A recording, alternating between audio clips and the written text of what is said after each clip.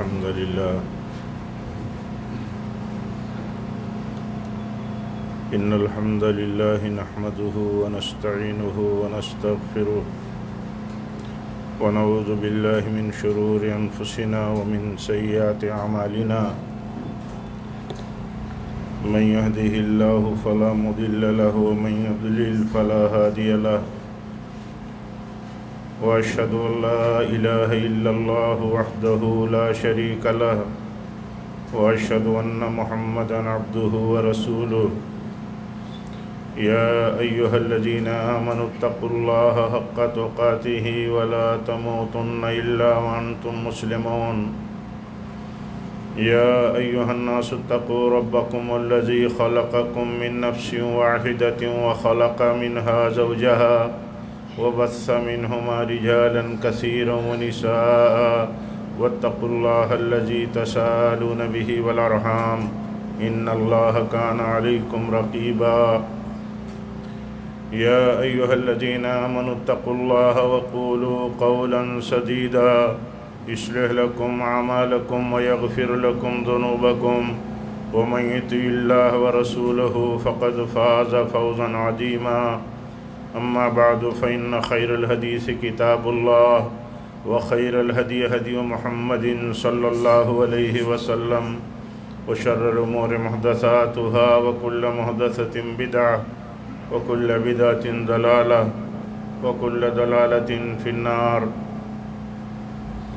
أعوذ بالله من الشيطان الرجيم بسم الله الرحمن الرحيم قاف والقرآن المجيد بل عجبوا أن جاءهم منذر منهم فقال الكافرون هذا شيء عجيب فإذا متنا وكنا ترابا ذلك رجع بعيد قد علمنا ما تنقص الأرض منهم وعندنا كتاب حفيظ بل كذبوا بالحق لما جاءهم فهم في أمر مريج أفلم ينظروا إلى السماء فوقهم كيف بنيناها وزيناها وما لها من فروج والأرض مددناها وألقينا فيها رواسي وأنبتنا فيها من كل زوج بهيج تبصرة وذكرى لكل عبد منيب ونزلنا من السماء ماء مباركا فأنبتنا به جنات وحب الحصيد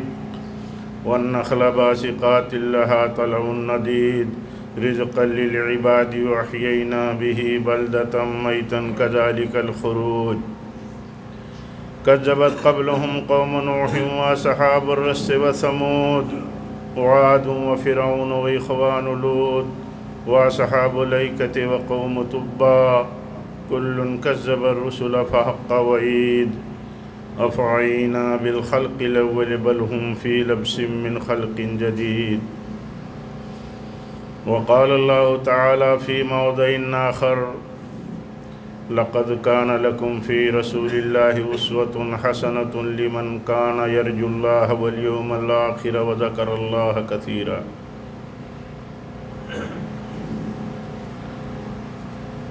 معزز حاضرین جمعہ حضرات و خواتین، اللہ تعالیٰ کا یہ بہت بڑا فضل ہے، یہ اس کا ہمارے ساتھ سب سے بڑا احسان ہے کہ اس نے ہمیں اپنی بندگی کی ٹوٹی پھوٹی توفیق بخشی ہے۔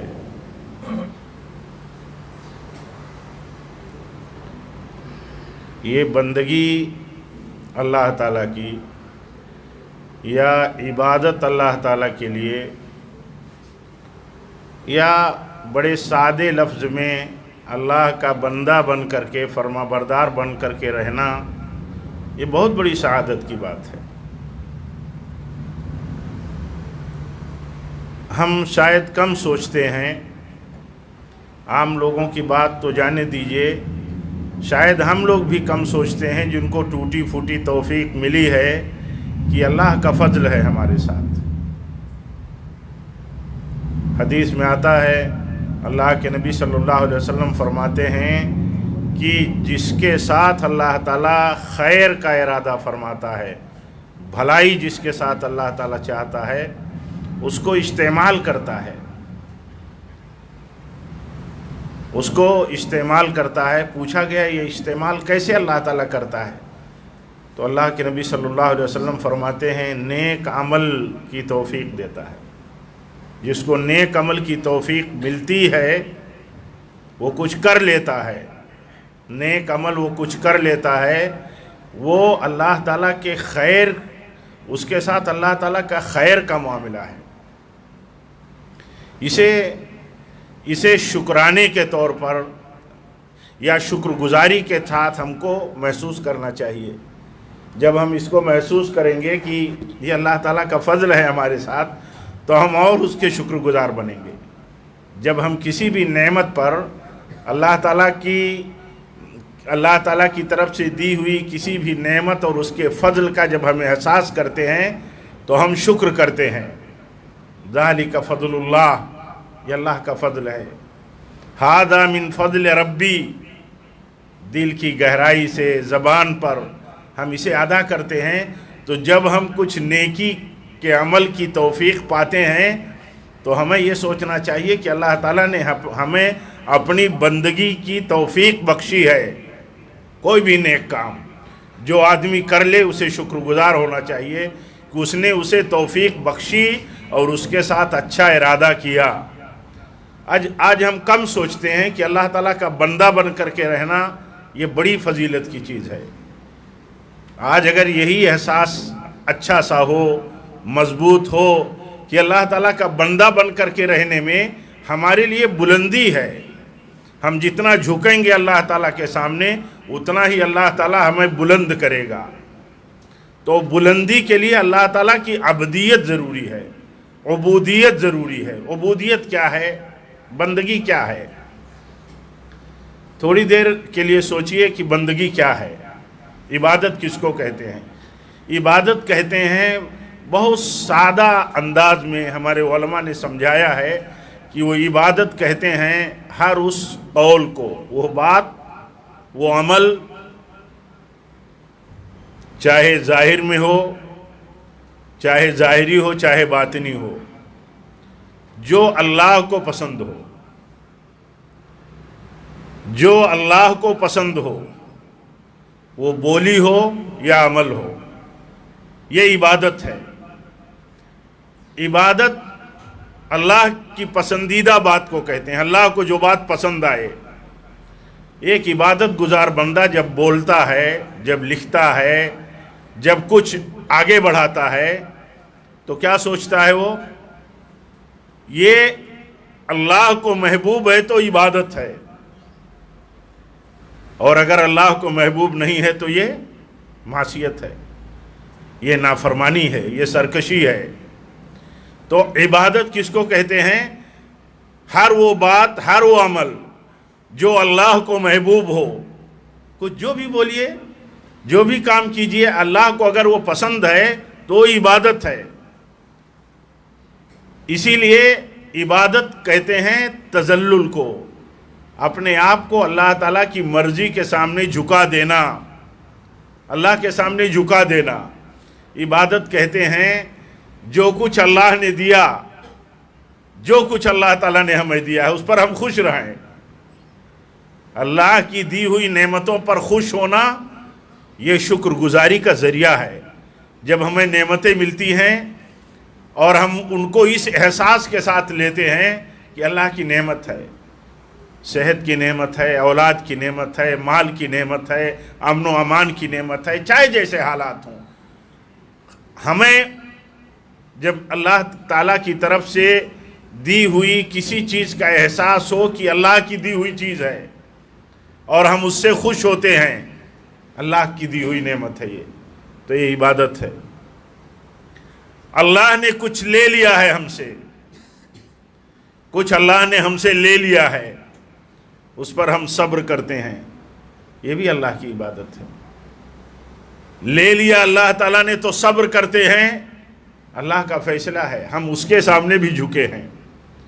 ہم اس پر بھی راضی ہیں، اور اللہ تعالیٰ نے اگر دیا ہے تو ہم اس پر شکر گزار ہیں اور اس پر ہم خوش ہیں، اللہ تعالیٰ کی دی ہوئی نعمت پر خوش ہیں۔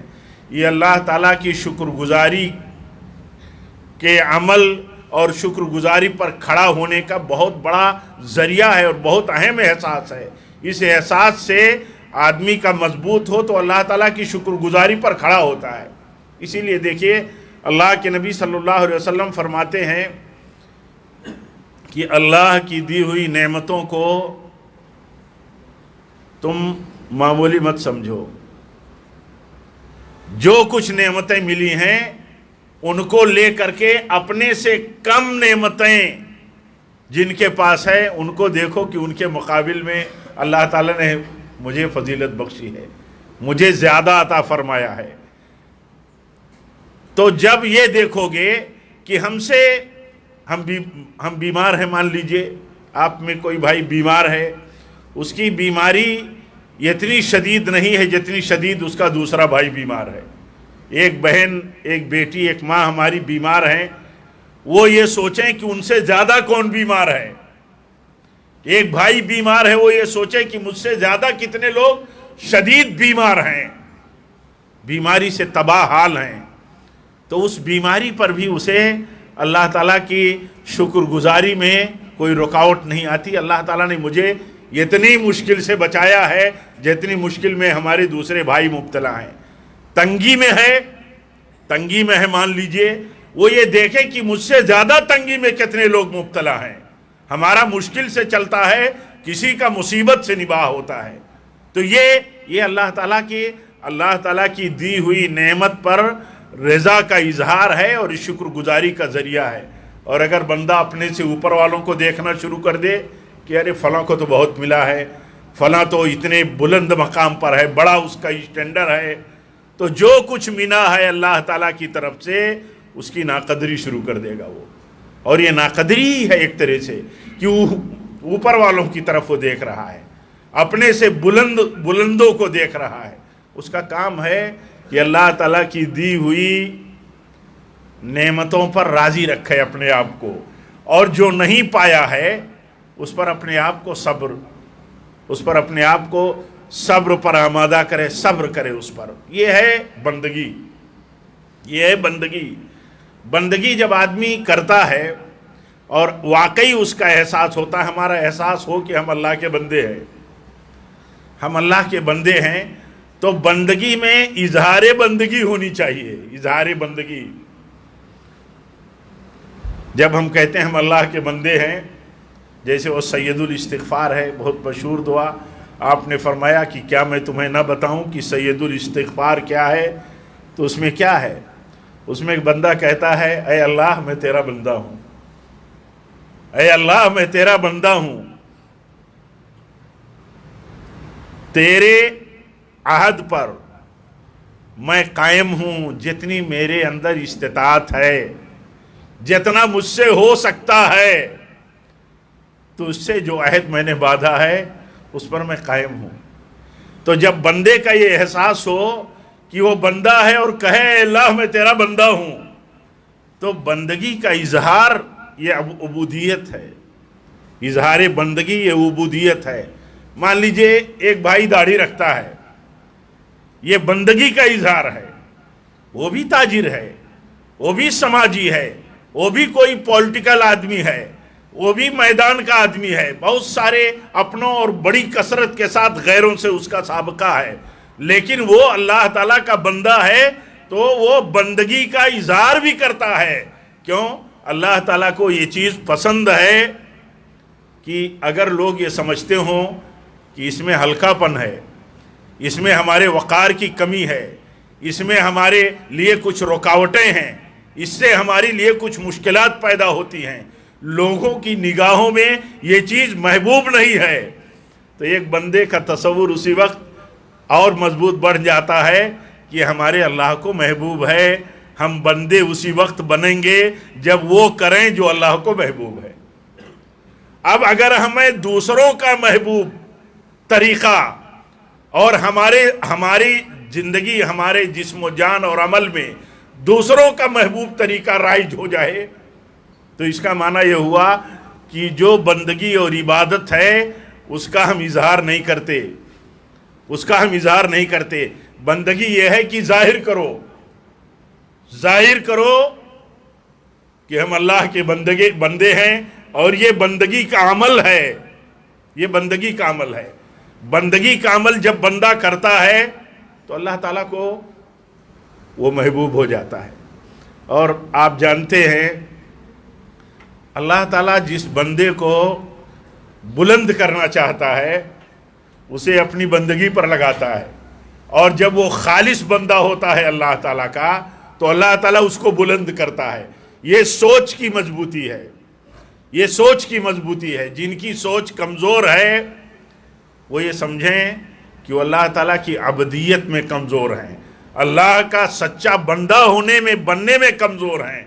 ان کے اوپر خارجی دباؤ ہے، ان کے اوپر کوئی داخلی دباؤ ہے، لیکن اللہ تعالیٰ کی محبت کا دباؤ نہیں ہے ان کے اوپر۔ اگر بندہ ہے تو اس کا کام ہے اللہ تعالیٰ کی محبت کے سامنے اللہ تعالیٰ کی محبوب چیز کے لیے اپنے آپ کو تیار کرنا۔ دیکھیے کبھی کبھی مشکل فیصلہ ہمارے سامنے ہوتا ہے، کہیں ہم مشکل میں ہوتے ہیں، اللہ تعالیٰ ہم سب کی حفاظت فرمائے، ہم سب کے ساتھ اللہ تعالیٰ وہ معاملہ رکھے جو ہمارے لیے آسان ہو۔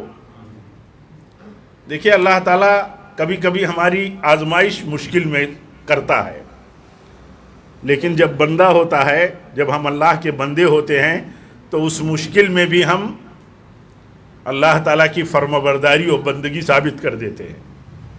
مثال کے طور پر حدیث میں آتا ہے جب کسی اللہ کے بندے اور بندی ایک ہی بات ہے، جب کسی کا ایسا کہہ لیں کہ جب کسی کی کوئی اولاد مر جاتی ہے تو اللہ تعالیٰ ان فرشتوں کو بلاتا ہے جو موت کی ڈیوٹی پر ہیں اللہ کی طرف سے۔ اللہ پوچھتا ہے کہ فلاں کی اولاد کی جان تم نے قبض کر لی؟ فرشتے کہتے ہیں ہاں اے باری تعالیٰ قبض کر لی۔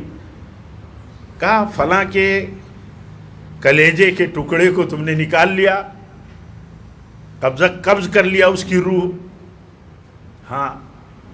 تو اللہ تعالیٰ پوچھتا ہے بتاؤ تو پھر انہوں نے کیا کہا؟ کیا کہا انہوں نے؟ اس بندے نے کیا کہا؟ اس میری بندی نے کیا کہا؟ تو فرشتے کہتے ہیں انہوں نے کہا انا للہ و انا الیہ راجعون الحمدللہ علی کل حال۔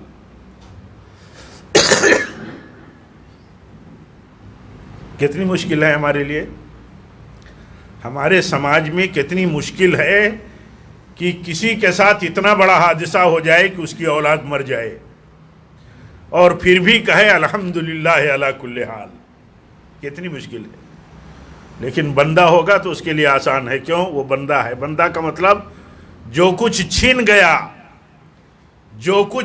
گیا اس سے اللہ کے فیصلے سے وہ اس پر صبر کرتا ہے، کیونکہ اسے بندہ بن کر کے رہنا ہے۔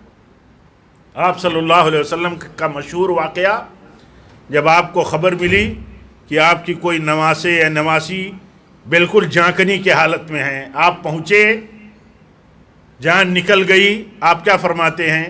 اِنَّ لِلَّهِ مَا أَخَذَ وَلَهُ مَا عَطَى۔ جو لے لیا وہ اللہ ہی کا تھا۔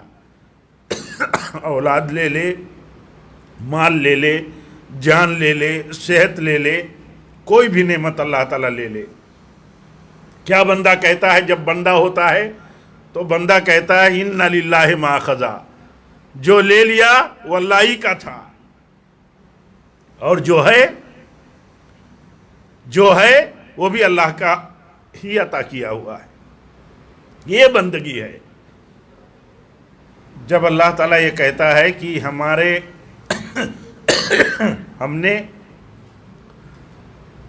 ہم نے تمہیں پیدا کیا ہے اپنی بندگی کے لیے، تو ہمارا ہر عمل بندگی ہو جاتا ہے جب اللہ تعالیٰ کی محبت ہمارے سامنے ہو کہ اللہ تعالیٰ اس سے راضی ہے، اللہ تعالیٰ کی رضا ہمارے دماغ میں ہو تو ہمارا ہر قول و عمل، وہ ظاہری ہو یا باطنی ہو، جو اللہ کو محبوب ہے وہ ہماری ذہن میں ہے، تو ہم اللہ تعالیٰ کی بندگی اور عبودیت ثابت کرتے رہتے ہیں، ثابت کرتے رہیں گے۔ دیکھیے اللہ کے نبی صلی اللہ علیہ وسلم یہ بتانے کے بعد کہ جب وہ فرشتے کہتے ہیں کہ وہ بندہ کہتا ہے جس کی اولاد کہ ہم نے جان قبض کر لی، انا للہ و انا الیہ راجعون، ہم اللہ ہی کے ہیں، اللہ ہی کی طرف ہمیں لوٹ کر کے جانا ہے، یہ کہا بندے نے۔ بہت سارے الفاظ ہم بولتے رہتے ہیں، ہماری سمجھ میں آتا نہیں کہ ہم بولتے کیا ہیں۔ الفاظ ہیں، جملے ہیں، دعائیں ہیں، ہماری زبان پر ہیں، ہم سمجھتے نہیں کہ ہم کیا بولتے ہیں، لیکن جب سمجھیں گے تو اس کے بڑے معنی ہیں اور اس کا اثر پھر بہت بڑا ہوتا ہے۔ جیسے ہم کہتے ہیں ہم سب اللہ ہی کے لیے ہیں، اللہ ہی کی طرف جانا ہے ہمیں، ہماری اولاد چلی گئی، ہمارے ماں باپ چلے گئے، ہمارا کوئی بھائی بیٹا چلا گیا، ہمارا شوہر چلا گیا، بیوی چلی گئی، کوئی بھی مر گئے، کوئی بھی حادثہ ہوا، کوئی بھی نقصان ہو گیا، اللہ ہی کا دیا ہوا تھا۔ اب دیکھیے ایک عورت اپنے بچے کے مر جانے کے بعد کیسے اللہ تعالیٰ کی فرما بردار ہونا ثابت کرتی ہے کہ میں بندی ہوں اللہ کی۔ شوہر نماز میں گئے ہیں عشاء کی، کچھ ساتھیوں کے ساتھ لوٹ کر کے گھر آ جاتے ہیں، بیٹا مر چکا ہے، ماں کے گود میں ایک طرح سے مر چکا ہے، بیٹا بیمار تھا، شوہر آتا ہے، حال چال پوچھتا ہے، اس کے ساتھ نماز سے آنے والے کچھ دوست احباب بھی ہوتے ہیں، خیریت پوچھتا ہے، بیٹا کیسا ہے؟ تو بیوی کہتی ہے پہلے سے بہتر ہے۔ حدیث میں آتا ہے نا کہ جب بندہ دنیا سے چلا جاتا ہے تو اللہ تعالیٰ کی رحمت میں چلا جاتا ہے، اور یا تو وہ مصیبت ہے دنیا کے لیے تو دنیا کو راحت مل جاتی ہے، یا تو وہ راحت میں چلا جاتا ہے یا تو اس سے دنیا راحت میں چلی جاتی ہے، کیونکہ وہ مشکل مصیبت بنا ہوتا ہے سماج کے لیے۔ تو انہوں نے کہا پہلے سے بہتر ہے، یعنی پہلے بیماری کی مشکل میں تھا، بیماری کے شکنجے میں تھا، اب موت آ گئی، ان کے دماغ میں یہ تھا اب موت آ گئی، اللہ تعالیٰ کی رحمت میں بیٹا چلا گیا، ایسا کہا انہوں نے۔ اس کے بعد جو کچھ میسر تھا ضیافت کر دیا اس ماں نے، جس کا بیٹا گھر میں مردہ پڑا ہوا ہے۔ کیسے کر سکتی ہے؟ آپ بتائیے، وہ بھی ماں کیسے کر سکتی ہے؟ وہ اس لیے کر سکتی ہے کہ اتنی بڑی مصیبت کا فیصلہ بھی اللہ ہی کی طرف سے آیا ہے، اس پر بھی اپنے آپ کو صبر کر کے راضی کرنا، اس پر بھی اپنے آپ کو صبر کر کے راضی کرنا ہے۔ ابراہیم کا نبی صلی اللہ علیہ وسلم کے بیٹے کی وفات ہوئی تو آپ کے آنکھوں سے آنسو جاری تھے اور آپ فرما رہے تھے کہ ابراہیم تیرے جانے کے بعد ہم بہت دکھی ہیں، لیکن اے اللہ تیرے فیصلے پر راضی ہیں۔ یہ بندہ ہے، بندے کا کام یہ ہے۔ ہم یہ دیکھیں ہم کتنے دعوے دار ہیں اور کتنے دعوے میں سچے ہیں۔ اللہ تعالی ہم سب کو فکر کی توفیق دے اور عمل کی بھی توفیق دے کہ ہم سوچیں ہیں کہ ہم اللہ کے بندے ہیں۔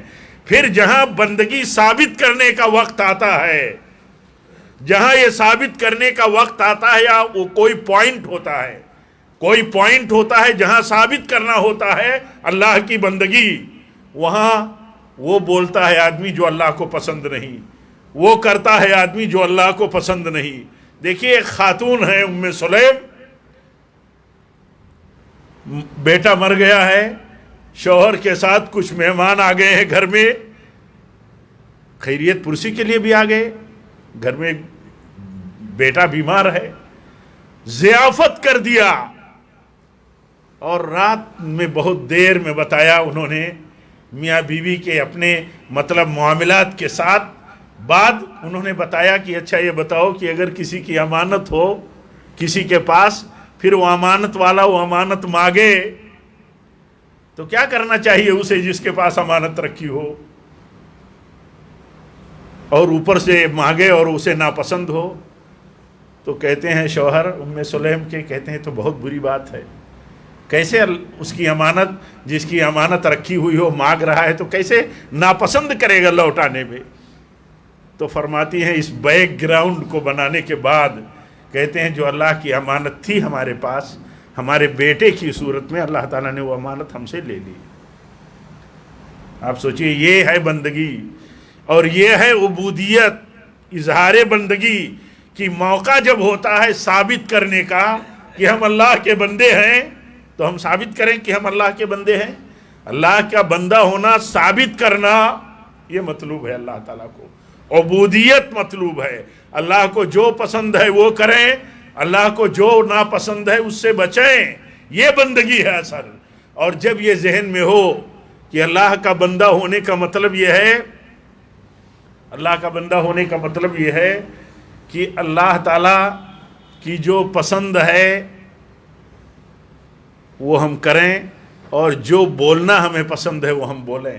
کتنے لوگ ہیں ہم میں، کتنے لوگ ہیں، کتنے بھائی بہن ہیں کوئی پرواہ نہیں کرتے، تو صرف اس لیے نہیں پرواہ کرتے کہ احساس کمزور ہوتا ہے کہ ہم اللہ کے بندے ہیں، ہمیں اللہ تعالیٰ کی مرضی کا عمل اور مرضی کے بول بولنا چاہیے۔ مرضی، اللہ کی پسند کی بات ہم کریں گے، اللہ کی پسند کا عمل ہم کریں گے۔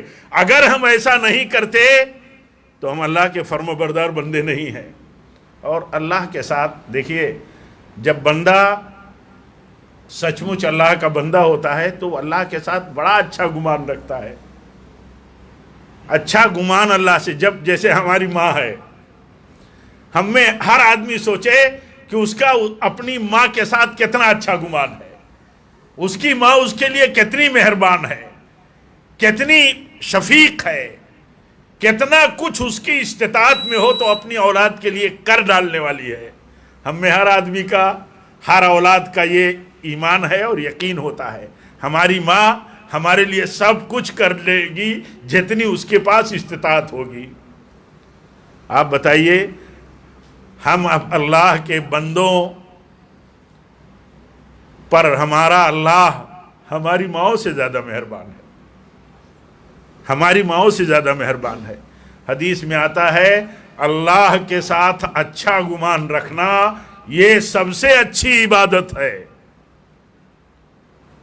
سب سے اچھی عبادت ہے۔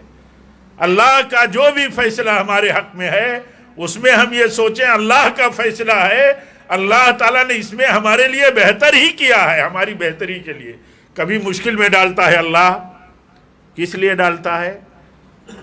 ہم چیک کریں، ہم دیکھیں کہاں کہاں ہم چوک رہے ہیں، کہاں کہاں ہم سے غلطیاں ہو رہی ہیں، کہیں نہیں نافرمانی تو نہیں ہو رہی ہے، کہیں اللہ تعالیٰ ہمیں بلند کرنا چاہتا ہے۔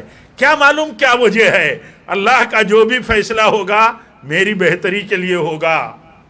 اچھا گمان اپنے رب کے ساتھ، اچھا گمان ہمارا کہ ہمارے ساتھ جو کچھ اللہ تعالیٰ کرتا ہے، جو کچھ کرے گا، اس بیک گراؤنڈ میں سوچئے یہ مثال سامنے رکھ کر کے کہ ہم پر ہماری ماں سے زیادہ مہربان اور شفیق کون ہے؟ اللہ کے نبی صلی اللہ علیہ وسلم کا وہ واقعہ دیکھیے جس میں ایک عورت کا اس کا بچہ بچھڑ جانے کے بعد، بچھڑ گیا بچہ کسی وجہ سے، اور وہ بیکل ہے، بے چین ہے، کسی کا بچہ دودھ پیتا بچہ اگر اس کے گود سے یا اس سے چھوٹ جائے، گم ہو جائے، کیا حالت ہوگی اس ماں کی؟ وہ بچہ ملا، سینے سے چمٹا لیا۔ اللہ کے نبی صلی اللہ علیہ وسلم فرماتے ہیں کہ یہ ماں اپنے بچے پر جتنی مہربان ہے اس سے زیادہ اللہ تعالیٰ اپنے بندوں پر مہربان ہے۔ اس بیک گراؤنڈ میں سوچئے کہ کیا ہمارے دل میں اللہ تعالیٰ کی مہربانی اور شفقت کا ایسے ہی اچھا گمان ہے جیسے ایک ماں کے تئیں ہوتا ہے؟ ایک ماں جیسے شفیق ہوتی ہے اس سے کہیں زیادہ اللہ تعالیٰ ہم اپنے بندوں پر شفیق ہے۔ اسی لیے اللہ سے اچھی امید رکھنا یہ عبادت ہے، بہت بڑی عبادت ہے، یہ رجا ہے، رجا اور خوف یہ عبادت ہے، ڈرنا اللہ سے اور اللہ سے امید رکھنا۔ حدیث میں آتا ہے ایک نوجوان تھا، موت کے کشمکش میں تھا، اللہ کے نبی اسے دیکھنے چلے گئے تو آپ نے پوچھا اس نوجوان بیمار سے جو موت کے کشمکش میں تھا، آپ پوچھتے ہیں کہ کیا تم محسوس کرتے ہو، کیا تم اپنے آپ میں پاتے ہو، کیا احساس ہے تمہارا اس وقت؟ یہ گھڑی جو ہے، ایک بیمار تیرے سے موت کے منہ میں ہو تو آپ بتائیے کتنا سچا ہوگا اپنی بات میں۔ آپ فرماتے ہیں بتاؤ کیا سوچتے ہو تم؟ تو نوجوان کہتا ہے کہ مجھے اپنے اللہ سے بہت اچھی امید ہے، لیکن میں گناہگار ہوں، مجھے اپنے گناہوں کا ڈر بھی لگا ہے،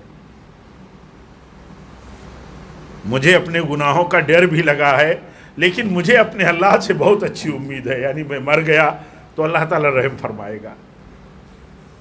اللہ کے نبی فرماتے ہیں ایسے وقت میں، ایسے موڑ پر جہاں یہ صورتحال ہو کہ موت کے منہ میں ہو بندہ اور اللہ سے اچھی امید باندھے ہو اور اپنے گناہ پر ڈرتا بھی ہو، اللہ کے نبی فرماتے ہیں ایسے حالت میں، ایسی حالت میں اللہ تعالیٰ رحم کر دیتا اپنے بندے پر کہ تجھے مجھ سے امید تھی، جو امید تھی میں وہ تجھے دے دیتا ہوں، اور تجھے ڈر لگا تھا اپنے گناہوں پر تو تیرے ڈر کو، تیرے خوف کو امن سے بدل دیتا ہوں۔ ڈر تھا نا، ڈر ختم کر دیا۔ یہ ہے بندہ، اسی بندگی کی روشنی میں جینے کی ضرورت ہے، یہی بندگی ہے، اس بندگی کو سمجھنے کی ضرورت ہے میرے بھائیوں، عزیزوں، نوجوانوں، دینی ماں اور بہنوں۔ سوچو جو بھی ہم کرتے ہیں، میں اپنے کو اس کا زیادہ محتاج سمجھتا ہوں، آپ سب کو نصیحت کرتا ہوں، چھوٹے بڑوں کو، نوجوانوں کو، عزیزوں کو، امیر غریب ہوں، سب کو، کہ جو کچھ کرتے ہیں ہمیں سوچنا چاہیے کہ ہم اللہ کے بندے ہیں، کیا یہ بندگی کا عمل ہے؟ اگر بندگی کا عمل نہیں ہے، یعنی اللہ تعالیٰ کی رضا کا عمل اگر نہیں ہے تو ہمیں بچنا ضروری ہے، اس لیے کہ ہم جب کہتے ہیں کہ اللہ میں تیرا بندہ ہوں، تیرے عہد اور تیرے وعدوں پر قائم ہوں، جتنی میری طاقت ہے، تو ہم اپنے دعوے میں جھوٹے ہوں گے۔ اللہ تعالی ہم سب کی حفاظت فرمائے، ہم سب پر رحم فرمائے۔ رب العالمین ان فتنوں بھری دنیا میں، ان آزمائشوں کی دنیا میں، جہاں انسان کو بندہ بن کر کے جینا یہ سب سے بڑا جہاد ہے، وقت کا سب سے بڑا جہاد ہے، یہ آدمی اللہ کا بندہ بن کر کے ظاہر میں باطن میں لگے بھی کہ اللہ کا بندہ ہے، دکھے بھی کہ اللہ کا بندہ ہے، اس کو وہ بندے کی نشانیوں کے ساتھ رہے جہاں رہے۔ یہ وقت کا بہت بڑا فتنہ ہے اور یہ بہت بڑا جہاد ہے، اس لیے اس احساس کے ساتھ جینا ضروری ہے، اور اس عمل کے ساتھ کہ ہم بندے ہیں تو اظہار بندگی کے ساتھ رہیں گے۔ اللہ تعالی ہم سب کو توفیق دے۔ رب العالمین جب تک ہم زندہ رہیں تیری فرما برداری پر، تیری بندگی کے ساتھ زندہ رہیں، اور تیرے نبی صلی اللہ علیہ وسلم کے سنت کے مطابق وہ بندگی ہو، اور جب بھی ہماری موت ہو تو اللہ تیری توحید پر ہو، تیرے تقوی پر ہو، تیرے نبی صلی اللہ علیہ وسلم کے مسلک اور سنت پر ہو۔ وآخر دعوانا الحمدللہ رب العالمین۔